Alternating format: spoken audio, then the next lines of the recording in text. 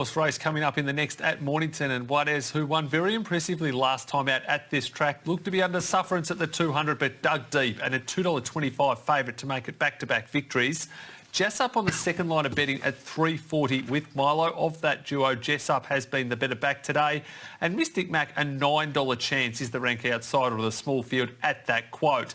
Now, as I said, just the 4 runners go around here, and if you punch in the code RACING, you have a fixed odds win bet today at Mornington through the Ladbrokes account, and run second, third or fourth, get up to $50 in bonus cash. So a nice little safety net if you're investing in the next. Imagine what you could be buying instead. For free and confidential support, call the number on screen or visit the website. Safety net indeed, Quinny. So money back, top 4. I'm no scientist, but that means you're getting your money back, doesn't it? Field of 4. Craig Williams is coming up for one ride. Juarez, he is. Willow up to the Peninsula for just the one ride. This is a pretty tough win. I thought Capital X sort of had it on toast there for a little bit, but kept finding, and this was quite a solid win. This is back on the 12th of November. It's had a jump out since then as well, and that was in the Acromantula and Maximum Power jump out. So it's gone around again just to keep the fitness up a little bit. It looks pretty well placed, but as we know in these small fields, 4 horses can bring you undone. Well, they can throw up a funny old result, a small field, can't they? Yeah. Well, we saw one on another screen in Ipswich a little bit earlier, didn't we? We were watching off for a 4-horse field, and I think a 30-1 shot lobbed. So. Let's fill the punters with some confidence. Let's go to the mounting yard. Let's see what's in store. 4 runners. This mounting yard is brought to you by Winning Post, Australia's biggest selling racing newspaper. Well, race number 6 of the program is 11 minutes away. We have got a field of 4. So, Sam, you've got all the time in the world. You can go through race by race, if you like, for our 4 runners. But let's start here with the 2 in Mystic Mac. Hey, great to see the name Ma back in the trainer's form guide as well. All the brothers are banding together and going to base themselves out at Pakenham in the coming months. Good story on the racing.com website about that. Well, there was a good chat, I believe, on Tuesdays with Terry yesterday, which was on Tuesday, funnily enough, that show. And I think Olivia Coles typed up a little bit of story on it. So if you go there, you can read a little bit more about that. But Mystic Mac here, actually Mark Morrison. Do you remember Return of the Mac? That was a good song. You would have grooved to that, Quinny, Disco Days. Don't think I was born. Return of the Mac? No. Please. Keep going. I know we're padding, but... Yes. It's real 4-horse stuff, isn't it? Good Queensland form. Before coming here. It won a Doomben Maiden and then went to Class 1 level and won again. The thing about that Class 1 win at Doomben, it had every possible favour to win that. It's had 2 jump outs down here. Both have been solid efforts on the new home track. The form in Queensland sound. The latest win might have been a soft one on the fence, but comes here off good jump outs and gets every opportunity. Geez, I didn't think we'd be playing catch-up with the graphics and the cameraman on a 4-horse field. We've already skipped ahead. Here's the 5 in Milo. Well, I thought it was soft in the market, and it was a plain return last time out at Ballarat. And it was back and ridden along to keep up last start. It won a good maiden last prep. It's only had to 3 starts. Won a handy enough maiden, short in the market, rated well, reasonable time, okay. Then went to benchmark 64 level, got a long way back behind Written Blind, was very, very ordinary spell. And I thought it was ordinary returning. It's been getting too far back in those runs, but the beauty of our 4-horse field here is it's going to be a lot closer. Today's a bit of D-Day for me for this horse, though. I don't love what I've seen in the last 2 runs, but today it gets an opportunity to sit much closer. So I think we'll be coming back to the 4 in Jessup, who I can see has entered the mounting yard. So in the meantime, let's go to our favourite here in Juarez. This is the horse that Nick Noonan on the top of the broadcast was keen on today. Craig Williams comes out for the 1 ride and has had a jump out between runs. That was the first up win here at Mornington. Yeah, that was a good first up win. We just had a look at that. It was a tough grinding win on Capital X. Capital Alex. It's a hard one for me to say for some reason. The synapses don't quite join up. First prep was solid enough, ran 3rd to Earth God, was well beaten in probably his best performance last prep. Was probably lucky that Earth God was scratched from this event, but it's drawn forward, Willow in the saddle. It's going to roll forward, be up on speed, you would think, but as we know, these are small fields, tactical battles, so I'm expecting it to go forward and hold the fence, but that remains to be seen. Looks in terrific order, doesn't he? The 3-year-old son of Lonhro with the sun shining there on the coat. You wouldn't need to look at the form guide to know who he's by. Yeah, he is a cracking individual. Juarez, he'll look even better for the punters if he can salute this afternoon. The horse we missed in the 4-horse field. Here he is, Jessup, who got on a winning run a little bit earlier in the year for Sean Mathrick, stringing together a a series of wins. The blinkers going on this afternoon. Sage Jurek takes the claim. Showed ability early in its career through the Superstars series, or the Super Maiden series that's at Pakenham, and that was for the former stable, and then became a bit frustrating after that. Matthew managed to get the horse into sort of some winning form, but then won its way up to that sort of 64-70 level where it's been batting around early in this prep, and that's probably its mark. I think it's tapped out there. It comes back in class a touch here on some recent racing. It gets the blinkers back on. It gets the Sage Jurek 4 kilo claim. I think my only concern is that the best form for this horse tends to come when it can get its toe into the ground. Those are the best sort of ratings that it produces. That said, blinkers on, whilst they're no magic bullet from the past, they always seem to improve at a touch. So it's another one who's a live chance at its absolute best, coming off a solid enough Caulfield effort. So there is a look at our 4-horse field here for race number 6. Sam, you haven't had to cut anyone. We've got a field of 4. All you have to do was move the magnets and put them in the right order. I'm confident if you box them, you'll get the first 4. How'd you go about moving these magnets? I originally had Earth God on here as my best of the day. So when it came out, Boades, who was beaten by it last prep, but won well first up, went to the top slot. And I've got no reason to think that Willow can't sort of control the race from up on speed. Mystic Mac's got a bit of a question mark coming from Queensland and some of that form up there. But on face value, it looks like it's raced well enough. Jessup gets the blinkers back on. I think a couple of these horses might be better than it at its best. And like I said, D-Day for Milo, for me, I've not been impressed by the last 2 starts, but it's going to sit much closer. And this is the day that it can improve. Well, if you do like your favourite, you're now getting $2.20, just trimming up late in betting after $2.30 was available not too long ago. Has been the best back runner overall. As we've said multiple times, it's a field of 4, and Jessup's been the one that's trimmed up late, $3.40 into $3.10. Milo's gone the other way as a result, now $3.90, and Mystic Mac an $8 chance. So not a huge amount of market movement since we last checked in on the betting.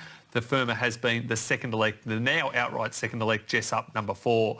Just a reminder, if you scan that QR code or punch in the code RACING and you run second, third or fourth, get up to $50 in bonus cash. So race number 6 on the program. We are 6 minutes to the jump and horses are making their way out onto the track here with 3 races to go. There's a horse in the last race that I think we're looking forward to seeing in Scotty's Legacy, Sam, who was another one of your better bets on the program and got a bit of a form enhancement a little bit earlier on in the program in Eclipsion winnings. So for those that have just tuned in and wondering what's to come in the back end of the program, I think Scotty's Legacy is a good one to keep an eye on. You can just see that horse shortening too, can't you, late in the day. Yep. Especially when Quinny's great red team have given cash back all day. Any cash backs I'd be lining into that. He looks very, very well placed. So he's the one we're looking forward to. As you say, we saw the upgrade in the form a little bit earlier. Whilst it wasn't overly convincing in a soft race, it definitely looks a little bit better on paper, and that looks a progressive type. It's probably Azizel and Scotty's Legacy were the 2 that I was most keen on seeing today. So we're 1 down, and hopefully we've got a few fuller pockets after Boades, so we can steam into this thing in the last. Nick Noonan, one of his first days on the job here for us on racing.com. We should just leave him to let roam. 4 trainers go wrangle them together. But he's done some wrangling, and I think you've found Chris Marr. Good to see the Marr name back in the form guide in Victoria, Nick. Yeah, Chris is your first runner in Victoria for a while. What can you tell us about Mystic Mac? Well, in Brisbane, he's been an honest little bugger. He's got good form at Doomben. His last sort of 4 or 5 starts. So we're coming here today. Obviously, we've got a decent weight, but I think whatever he does today, he'll definitely improve on. Chuck the crossover nose bend on him today? Yeah, just want him to just relax a little bit. He can sort of bounce and want to be a little bit fierce. So we're mindful of the fact with the 61, we don't want to be sort of working back to front, and we want to sort of see him hitting the line as opposed to getting to the 100 and fading. So hopefully he does that. Did note when he did win his maiden, you put the visors on him on that occasion from the blinkers. Can just be a little bit of a gear change that can help those horses out, isn't the visors? Yeah, he sort of probably got a little bit lost with the blinkers, so we just thought the visors, just that little bit of a gap where he can see, and it seems to have done the trick, so we'll keep them on him for the time being, but hopefully in time we might be able to take him off, but as of now we'll just leave them on, and hopefully he can continue to run well. Good to see your name back in the racebook in Victoria. Good luck today. Thanks very much. We'll catch up with Nassim Dilmi as well from Godolphin. Boades, good winner here last start.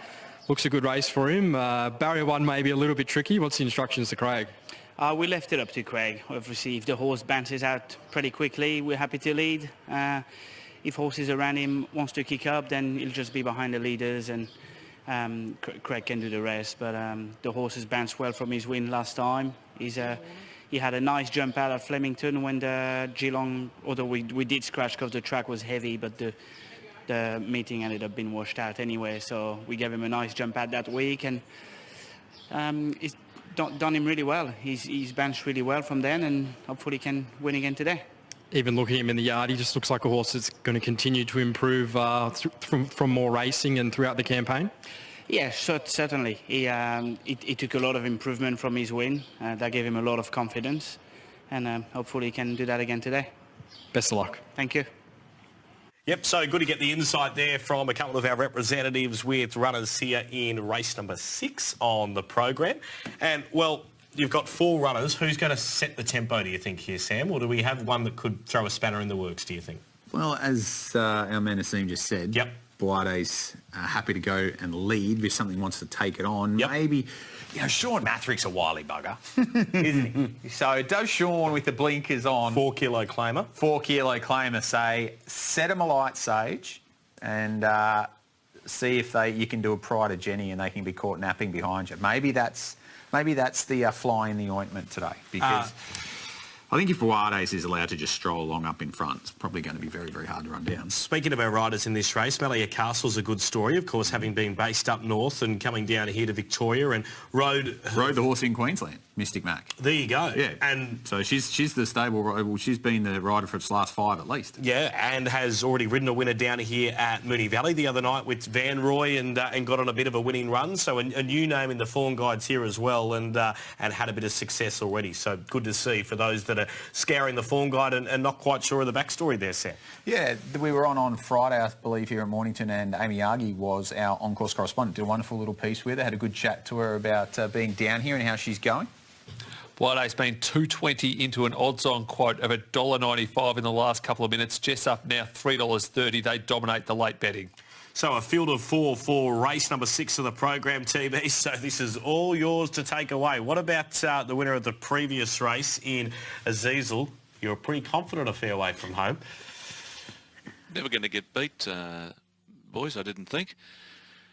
And it sounds like old Sam was a little bit stressed about it all. But, yeah, there was no worries. He was always going to win. He fell in the hole late, just over-raced himself a bit.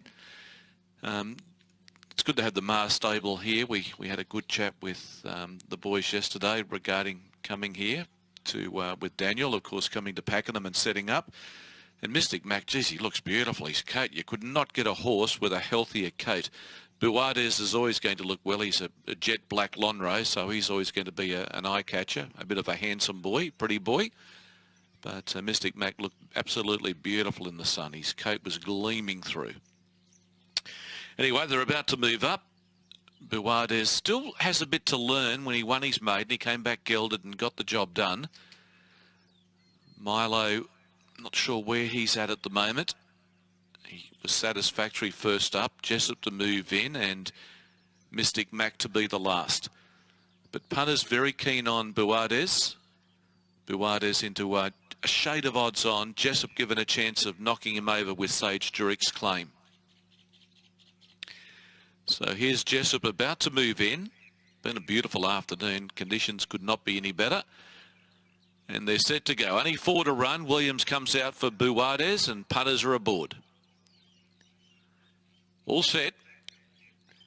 And the field of 4 on their way. Milo couldn't muster when the gates open. Buates flew the coop. Jessup moves up a neck away. 2 lengths to Milo, and on the outside, just easing a bit now, is Mystic Mac. Over the top of the track they go, and Buates is just a little bit keen in front. He wants to run. He's being held back by Williams as Mystic Mac shoots around the field. Jessup's between them, and Milo's on the fence. Buates at a pretty moderate clip leads the way. Mystic Mac a loud run on the outside by Amelia Castle to join the favourite. Jessup's in the centre for Sage Jurik, and a length and a half away. Stackhouse on Milo. Milo, who looks to be well and truly at his top. Buades is being nursed in front. The other two have joined him, Jessup and Mystic Mac, who's about to drop off by the looks of things. And Milo still at his top, a length and a half away. Buades, Williams at the moment swinging against the favourite. He turns in front. Milo's a length and a half away. The others are struggling.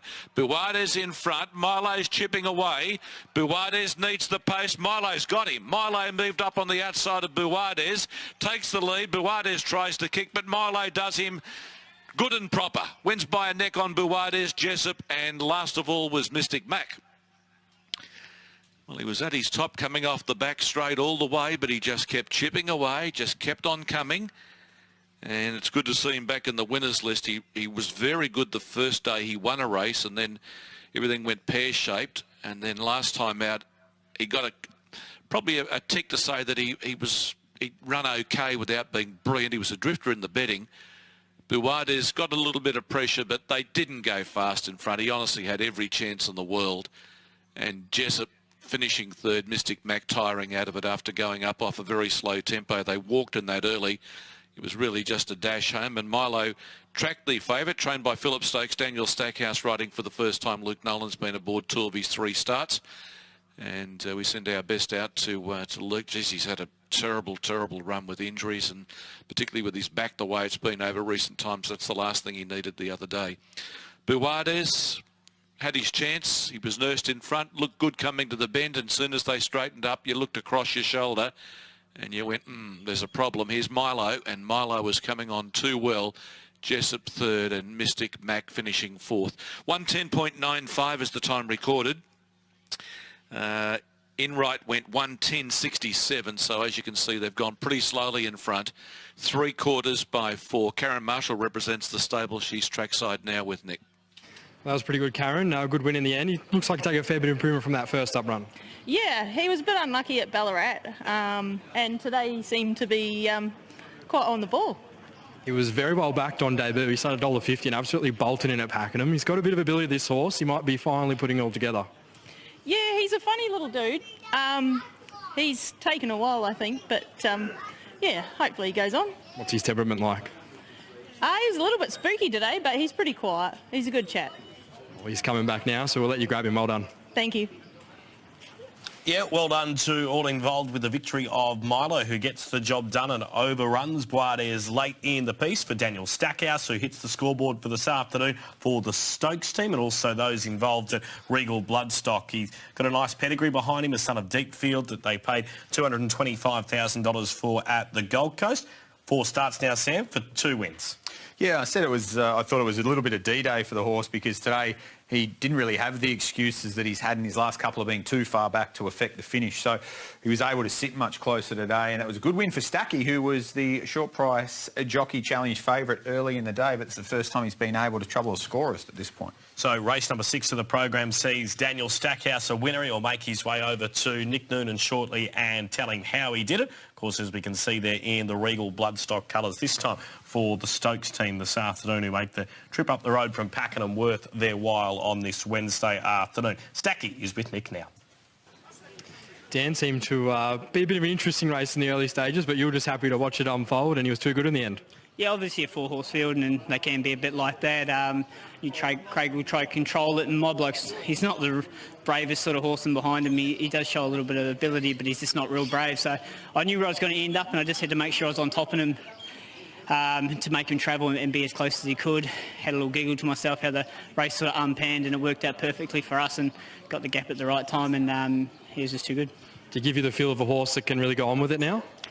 Yeah, he's very frustrating, you know, like I said, he is a bit horse shy, and he's probably not the bravest and amongst other horses, so that probably lets him down, but he seems to be getting better the more racing he's going to do, so hopefully he can go on with it now.